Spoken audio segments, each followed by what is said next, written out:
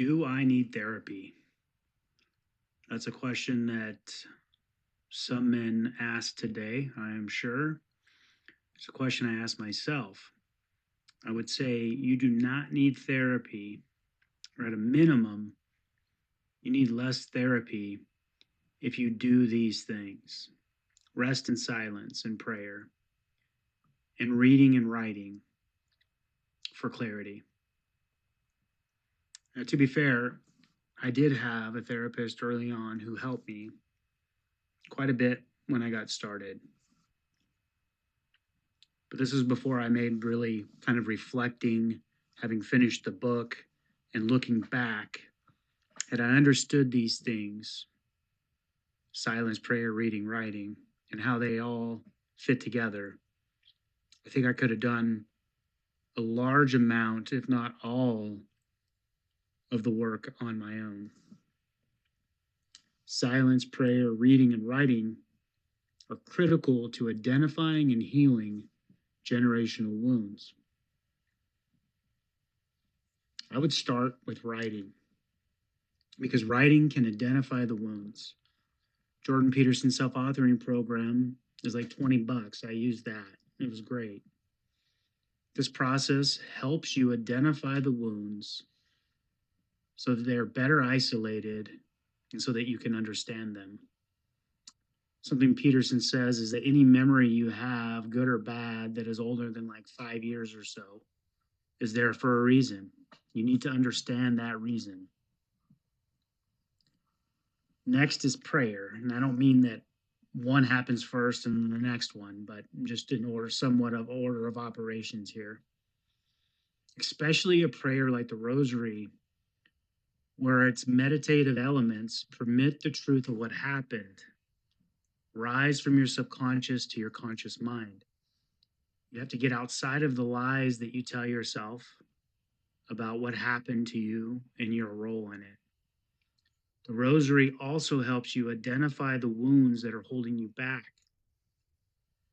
And in contemplating the mysteries, for example, like the agony in the garden and Jesus carrying his cross, it helps you do the thing you need to do: face the wound in truth, which is to say, to die to self as Jesus did in the garden.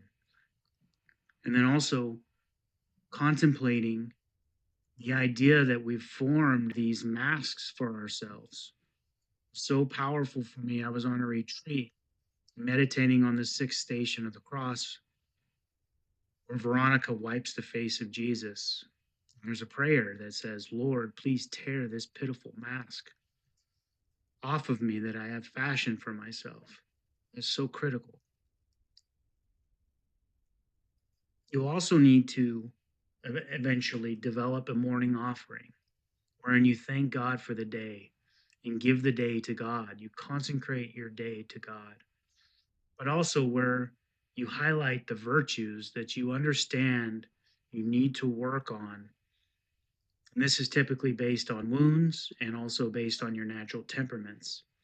And finally, a nightly examine, where you ask yourself, how did I do today with my family, my kids, with prayer, in business, and my predominant virtues that I need to work on? The next is silence. It's so critical. It's one of the things I never realized how blessed I was to have a love for until I started writing the book and reflecting on the book. So in Gringo Salado, I talk about how I used to climb this tall cottonwood tree. I climbed to the very top and sit in the very top. The highest branches would carry me, and I'd sway in the wind. I could hear the wind go through the leaves. And as I listened to the air go over the leaves, I would sit in silence and imagine a better world than the one I lived in. I was learning to love silence, and that was a form of imaginative contemplation. I had no idea. This was the foundation I never understood that I had and didn't recognize how it came to be until much later in life. I was like 40 before I realized what a gift that was as a kid. You need this. Silence is critical, and you need to build the muscle and eventually a love for it. You can start off by sitting outside on your porch for 10 to 15 minutes with your eyes open and closed. Do not take the damn phone. You need to learn to love silence and to silence your mind and your heart. Reading. There's so many books you could read, and I could share these with you. And in fact, many of them are actually on my YouTube page as shorts. However, you need to read books on generational wounds, the faith, prayer, reading, and writing. One thing I can say about my life is that when you're actively pursuing a goal, and your goal here is to heal generational wounds, but when you're pursuing a goal, God seems to put the books in your life at the moment that you need them. There are gaps in your understanding of the world and reality that you have, and the right books come around to help you connect those dots so that you may understand. When I was in law school, I was getting my ass kicked in the first semester. I had no idea what I was doing. I had been out of school for like 7 years, and I was trying to catch up. I didn't even know how to type on the typewriter on my laptop, and I was getting smoked by all the younger kids. And then I found this book called How to Get to Maybe, and I took that book, read it, and I incorporated the suggestions in my study habits.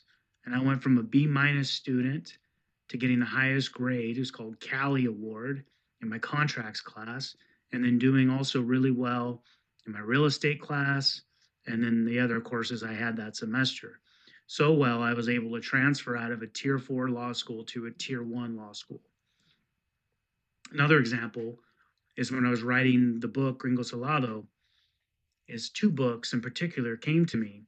Dreamland by Sam Quinones and Father Elijah by Michael O'Brien. And those 2 books helped me connect dots personally and within the book, and help me not only heal wounds, but to give me more empathy and understanding, which helped me form more properly and accurately form my mission. So I'm not giving you medical advice. I am not a psychologist. And I'm not saying that psychologists don't play a good role here or a huge role here.